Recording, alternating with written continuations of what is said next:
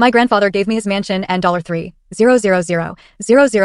The parents who abandoned me at 17. Can you imagine being told at 17 that your own parents were done with you? That you were officially out of the family plan? Well, for me, that was just the bitter beginning of a betrayal so deep, it would take nearly a decade, and an inheritance I never saw coming, to finally turn the tables.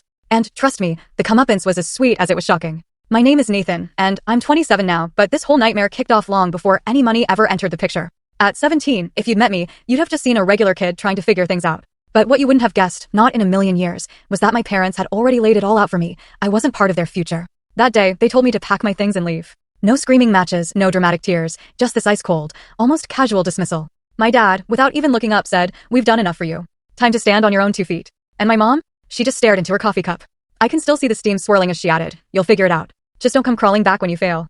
That was it. That was the last morning I ever lived under their roof.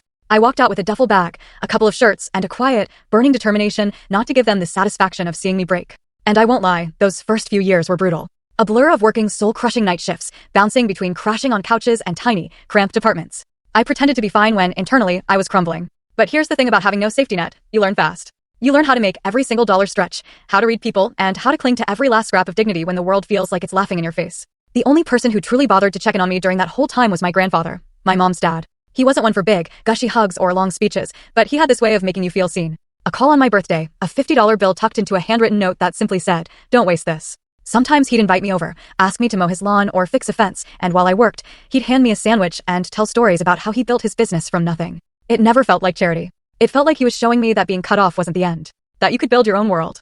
Fast forward almost a decade. I'd finally found my footing. I wasn't rich, not by a long shot, but I'd carved out a stable little life. I had a steady job, my own small apartment, and the kind of freedom I once thought was impossible. That's when the phone call came, hitting me like a physical blow. My grandfather had passed away. The funeral was a quiet affair, definitely not the grand social event my mom would have preferred. She cried loudly, almost performatively, while my dad stood beside her, stone-faced. My younger sister just kept whispering to her fiancé about how long the service was taking. And me? I sat there, numb, clutching the program with my grandfather's picture on it. The man who had been my only tether to anything resembling family was gone. But I had no idea, none, what was coming next. A week after the funeral, a letter arrived from the executive of my grandfather's estate, an official summons for the reading of the will. I almost didn't go. What was the point? My parents had on. To miss the twist, watch the full story, link is attached below.